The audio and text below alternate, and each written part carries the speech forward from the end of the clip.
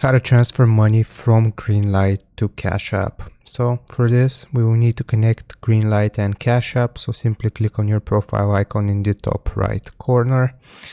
Now from here, we have to go to the linked banks section.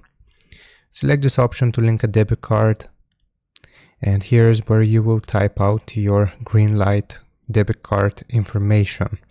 So after you have filled in this information, make sure that all of it is correct and you will see this option light up so you can link the card. So simply click on link card and then your Greenlight should be connected to Cash App. Now, how do we actually transfer money from here? So basically we want to click on the little bank icon in the bottom left corner.